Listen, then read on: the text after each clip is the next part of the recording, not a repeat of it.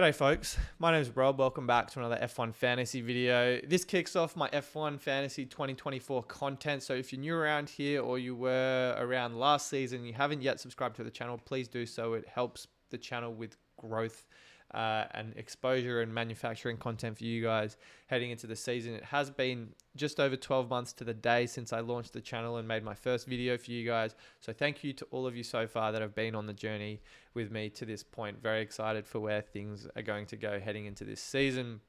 I thought the best way to kick things off would be to make a video around adjustments, changes that the game could make. I've grouped kind of this video into 4 different buckets: general changes, point scoring changes, pricing changes, and then other more miscellaneous changes that the developers could consider. So if you've got any of your own that aren't covered in the video, please let me know in the comments below. Hopefully it makes its way out to one of the F1 Fantasy developers, because I'm sure they're already thinking about, if they haven't already, changes they can make to the game. But I fully expect that some of these tweaks could certainly take this fantasy game to the next level. So for general changes, there are quite a number of different things I wanted to cover here. Chips is probably the biggest one and the biggest change that the game introduced last season. Extra DRS boost and limitless. I think they're both very powerful, very effective chips. Had impressive changes to your ranks if you use them at right times throughout the season. So I really hope they stay because there is a number of different options you can use these on. I think autopilot and no negative are the red flag chips for me. I think they're chips that they absolutely have to think about getting rid of. They're ultimately very speculative. There's very little thought that goes into the best time to use them, and you're very much relying on a luck-based outcome to influence your points for that race weekend. So I'm not so sure if they're they're chips that I actually am a huge fan of. They didn't reap any benefits for me, and I'm not just saying that because of my experience, but a lot of the people that also had gripes with chips boiled down to mostly these two, I found. And no negative, you know, it's very much a fluke if your driver DNFs that race. You can almost never predict them. And same goes for autopilot. Max Verstappen was the highest point scorer every time, or every race just about last season. So I think that negated the use of that chip. I think Final Fix is also very speculative, but I think it could be changed. That's why I've got it as a yellow flag chip. I think something that, you know, we could maybe change a little bit, but it also has a very low points upside. So I'm not so sure if that's the best chip to have. Maybe it's something. I think the concept itself I really like. I just think there's perhaps a better way to use it and a better time to use it. Wildcard, I think every fantasy sports game I know has the wildcard. I think the utility of it was very low last year because of the cost of transfers, which we'll cover in a second. But I also think because of the fact that we had 3 transfers we could use at any one race if we rolled a transfer from a previous week. You know, with 7 slots in your team to fill in 3 trades, that's almost a mini wildcard right there. And the cost of transfers at -4, which leads me into my next point, reduces the utility of the wildcard too. I went through the entire season and didn't use the wildcard until the last race because of how cheap it was to switch between drivers and constructors. I think they really have to consider moving that cost of a transfer up to a -10. Makes the decision a little bit harder in terms of whether or not you think it's worth it. And in terms of that, maybe bringing the number of transfers each week down to 1 per week with the option to roll for a second week. I think that would make it more strategic in terms of when you use your transfers, when you roll them, and whether or not the wildcard is an effective tool to use that particular week if you're taking -20, -10, -20, -30 hits for trades. So I think the wildcard, in my opinion, wasn't that effective last season because of how cheap and affordable it was for chips, but I definitely think it could be improved if we increase the cost of the transfers. DRS boost selection, I wasn't a huge fan of last season because Max was our permanent DRS boost for just about every race. It didn't move off him for me every single race week, and he didn't leave my team the entire season. So I think something needs to be done here. We had in 2022 where you could cap drivers capped at 20 million or below could have the DRS boost put on them. So that was a really very much a decision between, at that time, Checo Perez, Charles Leclerc, Carlos Sainz for the most part. I think something like that needs to also be considered. Alternatively, you could look at potentially prohibiting people from putting the DRS boost on the same driver 2 weeks in a row. So again, you're also having to plan for races where someone like Max Verstappen, let's say for instance, Red Bull will go on the straights, you want to use it on Max at Monza, but then you need to decide whether or not in the races preceding that, if he's the best driver to have, if you go with someone like Lando Norris at a high downforce circuit, if that's the kind of setup McLaren decide to run, that kind of thing. I just think it was too easy last season. It didn't make it a fun game when you're having, the same DRS boost option on most teams and you're relying on a DNF from Max to be a differentiator for people that go against the grain, essentially. The next thing I wanted to look at was point scoring changes. I alluded to this in a number of videos last season. I think minus 20 is much too harsh because of the fact that it is largely unpredictable. You just don't know when drivers are going to DNF. Obviously, there's a higher risk at street circuits, but it doesn't necessarily guarantee a DNF. We saw a lot of drivers emerge unscathed at different street circuits throughout the season. So I think that needs to be brought back down to minus 10, which is what we had in 2022. I think the offset there is obviously increasing the transfer cost to minus 10 because that is essentially decided by the strategist playing the game. I'm going to make a minus 10 because I think the transfer in is going to benefit my team.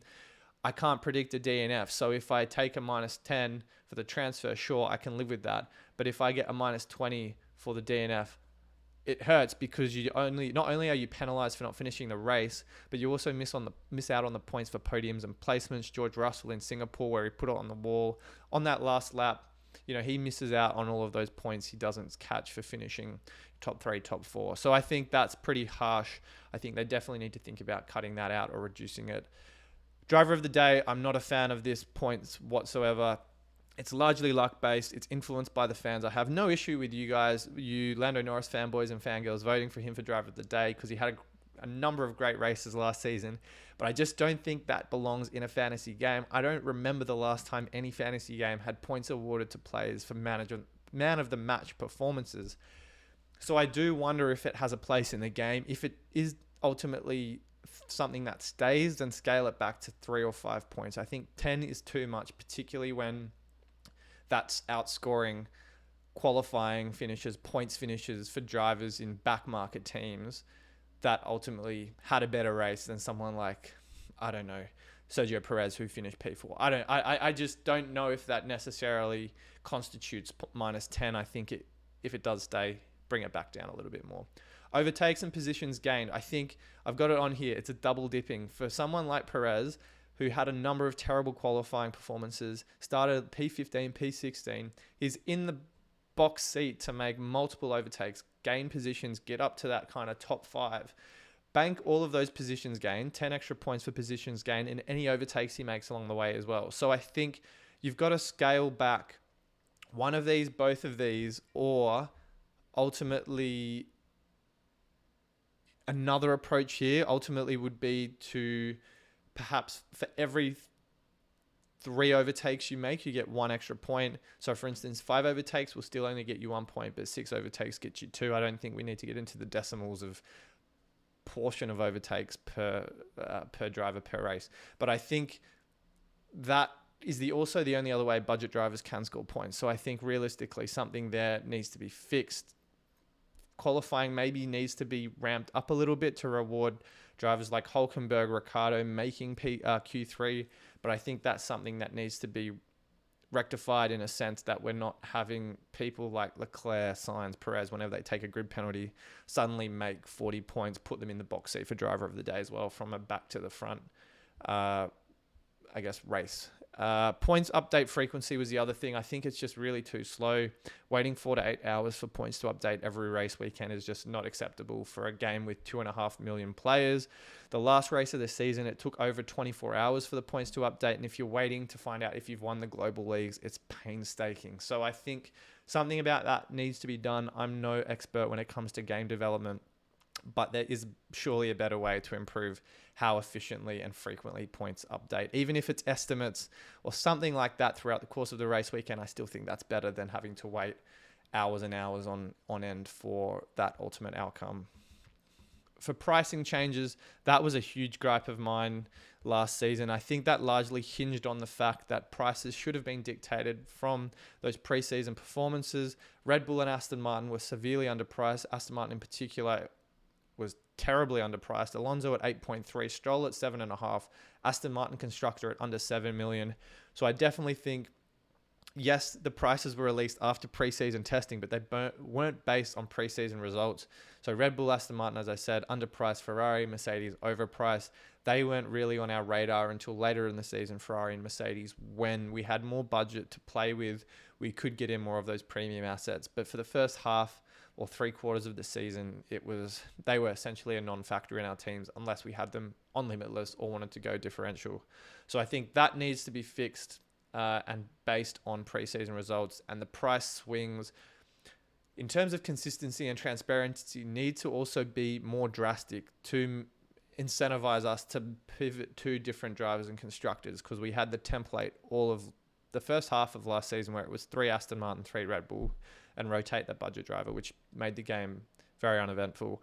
I think that, as I said, it needs to be clear on what's moving prices, whether it's a points per million basis, whether it's X number of points or a threshold of points that a certain driver at a certain price needs to meet, and also the effect that a DNF or negative points has on a driver and their price change that week.